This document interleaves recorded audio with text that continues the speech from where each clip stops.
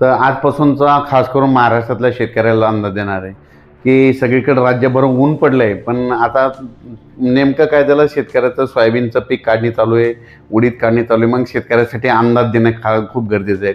तर राज्यातल्या सर्व शेतकऱ्याला सांगू इच्छितो की तुम्ही काय करा की म्हणजे सांगायचं झालं तर आपण सुरुवातीला काय करू, उत्तर महाराष्ट्राकडे घेऊ. तर राज्यातल्या शेतकऱ्याला सांगू इच्छितो की उत्तर महाराष्ट्रातल्या शेतकऱ्याला सांगू इच्छितो की तुमच्याकडं 13 तारखेपर्यंत चांगलं सूर्यदर्शन होणार आहे. म्हणून उत्तर महाराष्ट्रातल्या नंदुरबार जिल्हा झालं, धुळे जिल्हा झालं, नाशिक जिल्हा झालं, जळगाव जिल्हा झालं, मुंबई, इगतपुरी ह्या ह्या ह्या जिल्ह्यातल्या शेतकऱ्यांनी अंदाज लक्षायचा. पण याच्यानंतर राज्यात परत पाऊस कधी येणार आहे, तर राज्यात सर्वात महत्त्वाचं की सर्व शेतकऱ्यांना सांगू इच्छितो की राज्यात हे खास करून अंदाज कशामुळे देत आहे काय की खास करून मराठवाडा आणि पश्चिम महाराष्ट्रातल्या शेतकऱ्याला एक अंदाज देणार आहे. कारण की मराठवाडा आणि पश्चिम महाराष्ट्रातल्या शेतकऱ्याला सांगू इच्छितो की 13 तारखे ते 13 तारखेपासून ते 18च्या दरम्यान पश्चिम महाराष्ट्र आणि मराठवाड्यात काही ठिकाणी अतिमुसळधार पाऊस पडणार आहे, कुठं मुसळधार पडणार आहे, कुठं अतिमुसळधार पडणार आहे, हे अंदाज म्हणून लक्षात घ्यायचा.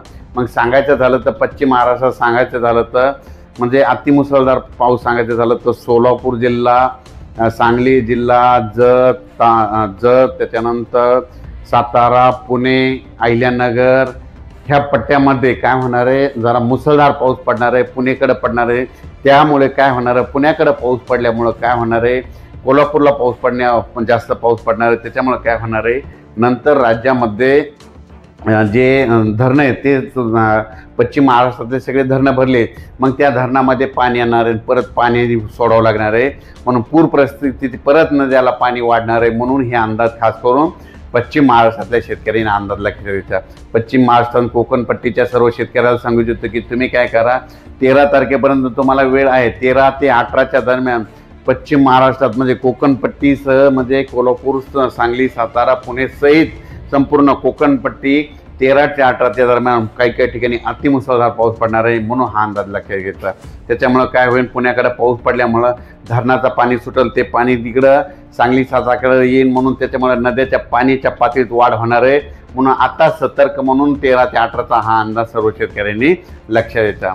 त्याच्यानंतर आपण मराठवाड्यातल्या शेतकऱ्याला सांगू इच्छितो की मराठवाड्यामध्ये आणखीन आज आहे 9 तारीख, 9 तारखेला देखील मराठवाड्यामध्ये तुम्हाला सांगू इच्छितो की मराठवाड्याचा जो हे भाग आहे कोणता, हे नांदेड, उमरी, उमरखेड, किनवट ह्या पट्ट्यामध्ये आज रात्रीच्यालाच म्हणजे 9 तारखेला यवतमाळ ह्या पट्ट्यामध्ये काय होणार, इकडल्या भागामध्ये थोडं पावसाचं वातावरण तयार होणार आहे. तिकडे पाऊस येणार आहे, नांदेड भागात येणार आहे, उमरखेड, नांदेड, यवतमाळ त्या भागात पडणार आहे. म्हणून अंदाज लक्षात. पण मराठवाड्यातल्या शेतकऱ्याला सांगू इच्छितो की मराठवाड्याकडे कधी पाऊस पडणार आहे, तर मराठवाड्याकडे म्हणजे आज 9ला म्हणजे हे नांदेड पट्ट्यामध्ये पाऊस सुरू होणार आहे. 10ला पाऊस काय होणार आहे, हे सोलापूर जिल्हा, धाराशिव जिल्हा, लातूर जिल्हा, नांदेड जिल्हा, परभणी जिल्हा, बीड जिल्हा, हिंगोली जिल्हा, यवतमाळ जिल्हा ह्या पट्ट्यात.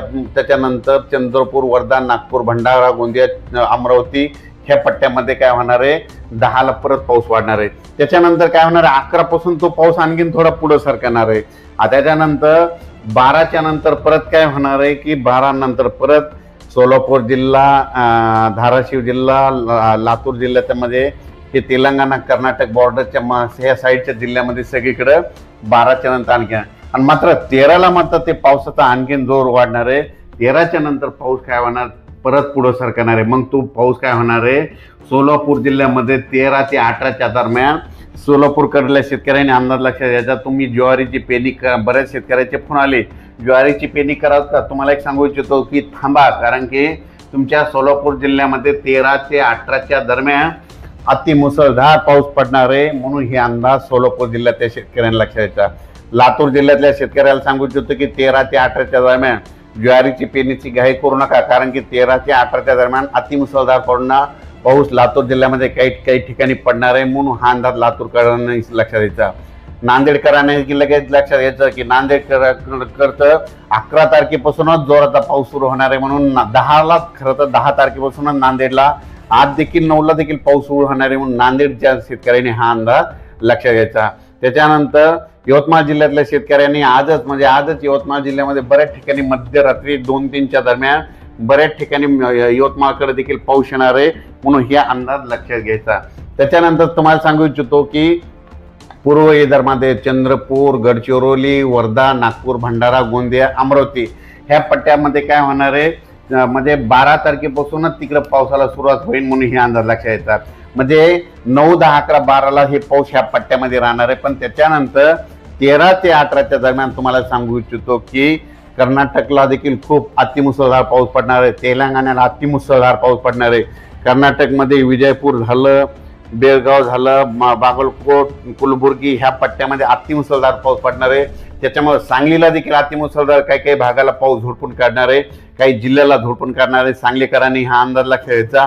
कोल्हापूर जिल्ह्याला देखील अतिमुसळधार काही भागात पाऊस पडणार आहे, म्हणून कोल्हापूरच्या जनतेने हा अंदाज लक्षात घ्यायचा. 13 ते 18च्या दरम्यान कुडाळकडे देखील अतिमुसळधार पाऊस पडणार आहे, म्हणून कुडाळ भागातल्या शेतकऱ्यांनी अंदाज लक्षात घ्यायचा. सातारा पुणेकडे खूप पाऊस पडणार आहे, म्हणजे सातारा पुण्याच्या शेतकऱ्यांनी 13 ते 18च्या दरम्यान 13 ते सप्टेंबर ते 18 सप्टेंबरचा अंदाज लक्षात घ्यायचा.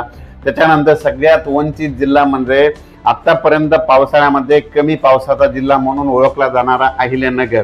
ह्या जिल्ह्यातल्या अहिल्यानगरच्या सर्व शेतकऱ्याला आनंदाची बातमी सांगतो, आतापर्यंत अहिल्यानगरमध्ये पाऊस पडलेला नाही. तर अहिल्यानगरमध्ये 13 तारखेपासून ते 18च्या दरम्यान ज्या नदीला पाणी नाही आलं, ज्या वाड्याला पाणी नाही व्हायलं, त्या वाड्याला 13 सप्टेंबर ते 18 सप्टेंबरच्या दरम्यान त्या 5 दिवसामध्ये पाणी वाहणार आहे, म्हणून अहिल्यानगरच्या शेतकऱ्यांनी अंदाज लागला.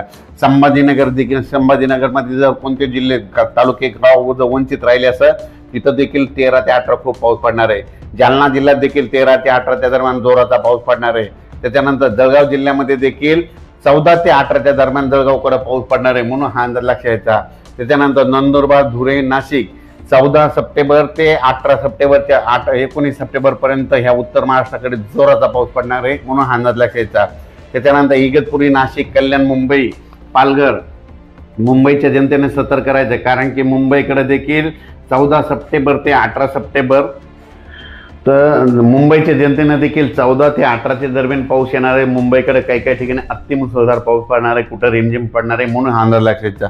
मुंबई, जुन्नर म्हणजे पुणे जुन्नर भाग हे सगळीकडं, त्याच्यानंतर संगमनेर ह्या सगळ्या पट्ट्यामध्ये सांगायचं झालं तर पाऊस म्हणजे सगळीकडे 14 ते 18च्या दरम्यानचा पाऊस पडणार आहे, म्हणून खास करून हा सगळ्यांनी लक्षात घ्यायचा. आणि कोल्हापूर खास करून सतर्क राहायचं कोणी की त्यामध्ये सांगायचं झालं तर लातूर जिल्हा, परभणी जिल्हा, बीड जिल्हा, अहिल्यानगर, त्याच्यानंतर सांगली जिल्हा, सातारा, पुणे, कोल्हापूर, कुडाळ आणि पुणे ह्या पट्ट्यातल्या म्हणजे मराठवाडा आणि पश्चिम महाराष्ट्राच्या काही जिल्ह्यामध्ये म्हणजे काही जिल्ह्याच्या काही भागामध्ये म्हणजे 13 सप्टेंबर ते 18 सप्टेंबरच्या दरम्यान जोराचा पाऊस पडणार आहे, म्हणून त्यांनी सतर्क राहावे. ज्यांचे नदी त्याच्यामुळे काय होईना नदीला पाणी येणार, तळ्याचं पाणी सोडावं लागणार आहे.